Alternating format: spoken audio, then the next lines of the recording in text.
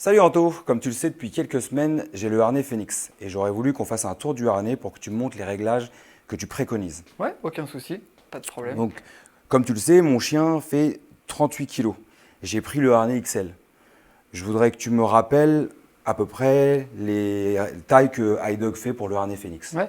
Alors en fait, quand tu choisis un harnais, il y a plusieurs paramètres à prendre en compte. Il y a évidemment le tour de cou, la longueur de dos, le tour du poitrail. On peut mettre beaucoup d'informations comme ça. Mais il y a aussi évidemment le poids du chien, qui est quand même déjà un bon indicateur. Globalement, sur le harnais Phoenix, il y a différentes tailles évidemment. Donc on parle du double XS jusqu'au XL. D'accord. Donc globalement, quand on est sur du double XS, c'est du 10 à 15 kg. XS, c'est du 15 à 20 kg.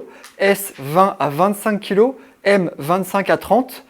L, 30, 35. Et puis 35, 40, on est sur du XL ou même 35 et plus, on est sur du XL. Voilà. D'accord, donc au final, j'ai pris la bonne taille pour un chien. Voilà, de cette- c'est exactement la bonne taille. Après, c'est voir la morphologie de ton chien pour bien adapter le harnais. Parfait. Donc la question que je me suis posée quand je l'ai eu, c'est il doit y avoir un ordre chronologique de réglage et aussi un ajustement adéquat pour un confort optimal. Ouais. Pourrais-tu me détailler ça, Ouais, tout à s'il fait. te plaît? C'est vrai qu'au début, on ne sait pas trop, vu que c'est un harnais réglable, on ne sait pas trop par où commencer. Tout à Voilà, fait. c'est pas commun. Ouais. Et donc, c'est vrai que c'est un produit assez technique et qui demande un certain temps, en tout cas, pour le régler et l'adapter. Exactement. La première chose déjà à noter, c'est que une fois qu'on aura, je vais t'expliquer le réglage, mais une fois qu'on aura bien réglé le harnais, c'est d'aller faire une première sortie sans se mettre en mode compète, etc. Histoire de voir un peu comment le chien se comporte, comment le harnais se comporte sur le dos du chien et d'ajuster les réglages. Donc ça, c'est un premier point. Ensuite, la chronologie, c'est un bon terme. Pourquoi? Parce que en fait, on va démarrer de l'avant du chien D'accord. vers l'arrière du chien. Ok, très bien. Donc la première chose à faire quand tu as le harnais, c'est de desserrer toutes les sangles. Je vais montrer juste après comment on serre et desserre Ok. les sangles. Et j'ai une question pour toi. Excuse-moi, je te coupe, mais Vas-y. il y a un fonctionnement au niveau des boucles de serrage que je voudrais aussi que tu me remontres. Ouais, dis-moi. C'est Pour, quoi? par exemple, pour desserrer ou resserrer les sangles, Ouais. je voudrais que tu me montres la manipulation que tu fais qui est la plus efficace. Ouais, c'est assez simple. En fait, tu vois que la sangle mâle et femelle sont scratchées ensemble. D'accord. C'est pas le scratch qui fait la résistance du réglage, D'accord. on s'entend. Ouais. Mais il faut quand même retirer les scratchs pour pouvoir procéder au réglage. Ok. Donc la première chose, qui est très simple, c'est de, alors là Opal bouge un petit peu, c'est de passer le doigt entre les deux sangles. Donc on va retirer évidemment. Donc entre la sangle mâle et la sangle femelle. C'est ça. Ok. Donc on rentre le doigt pour que les deux scratchs se séparent. Ok. Et à partir de là, on va jouer sur le réglage qui est rangé dans cette petite élastique pour desserrer la sangle comme il faut, voilà, et ou la resserrer. Mais évidemment, si on procède au réglage et que les deux scratchs sont collés, c'est évidemment beaucoup plus compliqué. Donc D'accord. je te montrerai ça tout à l'heure, un peu plus en détail. Mais pour revenir sur ta question, c'est très simple, on part de la tête jusqu'à l'arrière du chien, D'accord. on desserre toutes les sangles, on passe le harnais au chien, Ok. on pose le harnais sur le dos du chien et à partir de là, on va commencer à bien régler l'encolure. Ensuite, on va régler les sangles ventrales qui sont ici. Donc, il y a deux systèmes de sangles ventrales. On en reparlera On aussi en tout à reparlera, l'heure. oui, s'il te plaît. Et puis ensuite, évidemment, les sangles latérales supérieures, inférieures, le X du dos pour voir jusqu'où ça se pose. Et évidemment, si on voit qu'il y a des choses à ajuster, eh bien, on reprend le réglage toujours de la tête en partant vers l'arrière du chien. Si tu dérègles un système, par exemple la sangle latérale supérieure, Ouais. évidemment, il y aura des chances que tu doives ajuster la sangle latérale inférieure. Donc, il faut toujours, quand tu refais un réglage, remettre le harnais en tension D'accord. pour voir un peu comment le harnais se place. D'accord. Autre chose hyper importante et qui est un petit peu délicate, c'est que le réglage doit être égal des deux côtés. Donc une Voilà. symétrie pour Une qu'il y symétrie ait parfaite. une tension des deux côtés. C'est ça, sinon égale. le harnais va bouger, va tourner, D'accord. donc il faut vraiment se concentrer là-dessus. Ok. Voilà. Et au niveau des largeurs, Oui. donc des sangles, Oui. je voudrais bien que tu me montres aussi où les sangles doivent passer Ouais. pour pas gêner la motricité du chien. Alors ça c'est pareil, c'est valable pour tous les harnais, pas que le harnais Phoenix. On reparle bien évidemment de l'épaule qui doit être entièrement libérée. Donc là le harnais il n'est pas mis sous tension, donc voilà, il ne faut pas forcément y prêter attention. Un harnais ça se regarde toujours quand il y a une tension. Parce que D'accord. c'est la position en tension qui va nous intéresser. D'accord. Donc là on voit bien que l'épaule Est dégagée. d'Opal est bien dégagée, Ok. que la sangle latérale passe bien sur les côtes et ne vient pas compresser ici l'abdomen, D'accord. et que ça ne vient pas gêner la partie motrice d'Opal qui est ici. D'accord. Ensuite, une fois que tu as réglé ton harnais, évidemment, tu vas régler le X sur le dos du chien pour que la répartition des points de pression soit convenable. Et Voilà. j'imagine donc que ça va éviter qu'il y ait un mouvement de balancier sur le chien et que le harnais tourne. Voilà. D'accord. Donc c'est vraiment aussi pour répartir les charges. Autre chose aussi qui est très importante, c'est que quand on voit le harnais comme ça, on a l'impression que cette partie qui est très large ici, ou assez large, va venir gêner le chien, parce que tous les chiens ne sont pas taillés de la même manière. Exactement, c'est ce que je me suis dit. Est-ce qu'un frottement, une irritation peut se faire à cause de ça? Alors, sur le haut du chien, non. Il y a une chose qui est quand même importante à noter, c'est que ce qui va représenter la pression sur le chien, c'est la partie mâle. D'accord. C'est la partie qui est beaucoup plus fine ici. D'accord. Ok, d'accord, je Donc comprends. quand tu la vois ici, par exemple, sur les images, donc ça c'est la partie ici, la partie mâle. Donc elle est beaucoup plus fine que la partie femelle. Oui, Donc je la vois très partie bien. femelle, c'est pas toute la partie qui va venir presser au contact du chien, c'est vraiment la partie mâle qui est beaucoup plus fine. Et puis évidemment, c'est un harnais qui est quand même assez souple et qui se fait, donc il n'y a pas de risque de frottement sur le dessus du chien. Ok. Par contre, quand tu positionnes le harnais sur ton chien, évidemment, comme pour tout type de harnais, il faut faire attention à ce qu'il n'y ait pas de frottement, notamment au niveau des aisselles ici, c'est là où on a souvent les plus gros frottements, et D'accord. que ça vienne irriter le chien dans son effort. Donc là, encore une fois, on regarde que le harnais est bien réglé, bien positionné.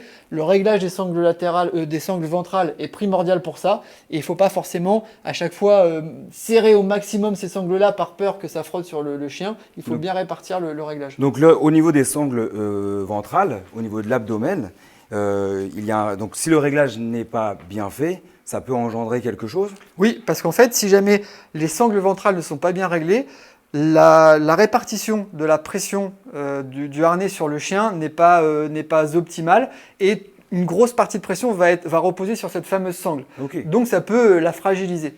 Donc quelque chose qui est conseillé, et on le verra aussi, c'est de procéder, comme on peut le voir sur la fin du PowerPoint, de procéder à des points de couture.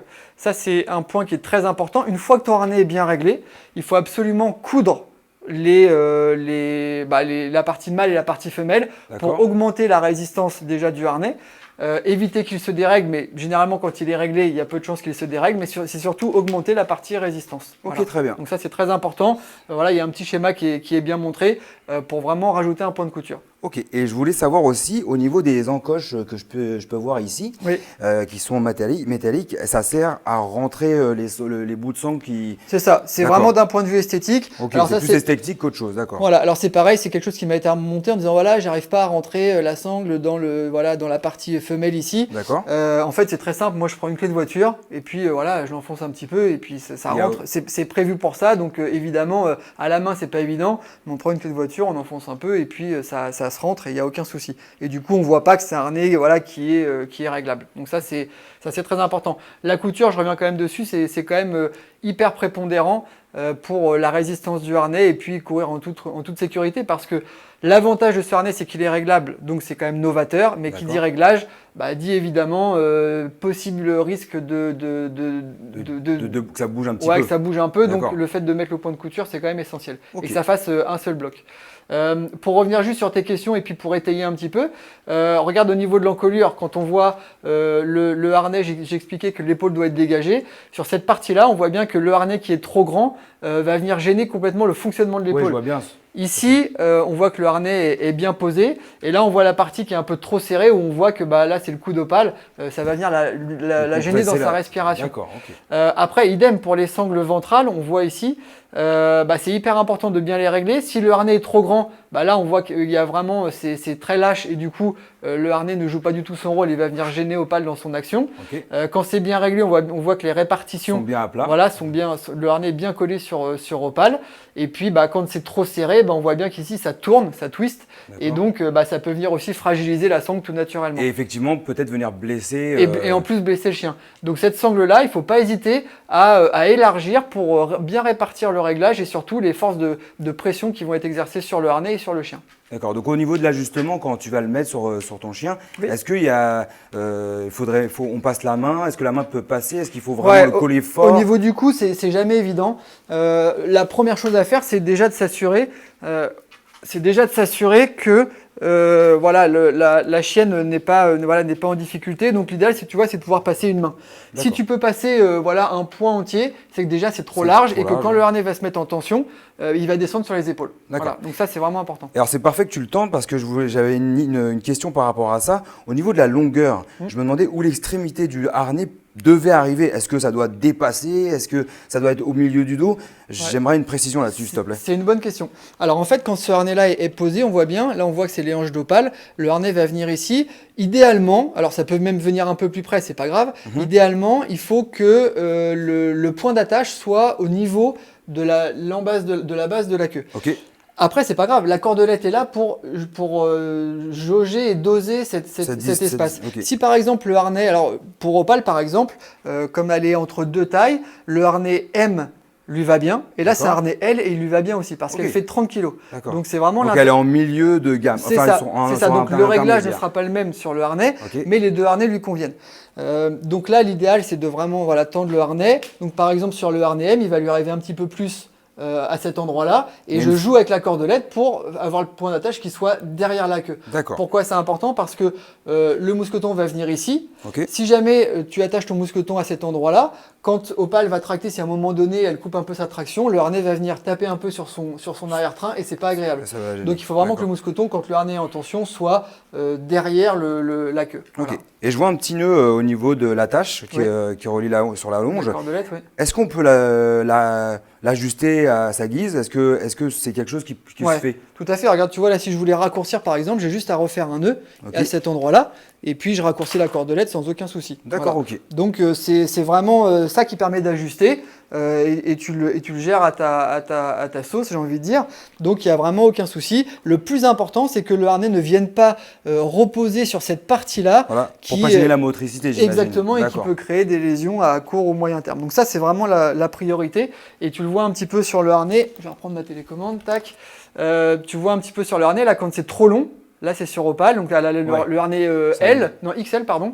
Bah, on voit bien que ça vient gêner vraiment sa partie, ses hanches. Là, c'est quand il est bien réglé, évidemment, on voit bien que c'est bien plaqué sur son dos. Et puis ici, c'est la partie un peu trop serrée. On voit que le harnais ne se détend même pas et que ça arrive quasiment au milieu de son dos. Donc, c'est vraiment important de pouvoir ajuster au mieux. Tout à l'heure, quand tu as tendu le harnais, j'ai vu qu'il y avait parfois des petits plis qui se faisaient au niveau des côtes. Est-ce que c'est normal? C'est quelque chose qui va rester? Alors, en fait, quand tu regardes ici, sur le modèle là, quand le harnais est trop petit, tu vas avoir ce fameux pli, mais ça va vraiment faire un gros pli. D'accord. Quand le harnais est à la bonne taille, tu auras parfois un petit pli, même tu peux le voir un petit peu sur ce harnais-là qui n'a pas trop servi à Opale. C'est une sorte de toute petite vague. Ça, avec l'utilisation, le harnais va se détendre et ça va se placer. Si le harnais est trop petit et qu'on force et que tu as vraiment un pli qui est vraiment trop important, c'est que le harnais, pour le coup, est trop petit, qui ne correspond pas à la morphologie de ton chien. Et donc, faut passer à la taille au-dessus. D'accord. Voilà. J'ai une petite dernière question aussi. Vas-y. Une fois que j'ai fait mes réglages, que je suis sorti avec mon chien, qu'on a pris beaucoup de plaisir, pour le nettoyage, qu'est-ce que tu conseilles? Est-ce que je le mets à la machine? Ouais, alors en fait, tu sais, c'est un peu comme les paires de chaussures. Mieux vaut éviter de le passer à la machine parce que tu vas le fragiliser. Encore une fois, il y a des réglages, il y a pas mal de sangles, donc il faut faire attention à ça. Moi, je conseille le jet d'eau.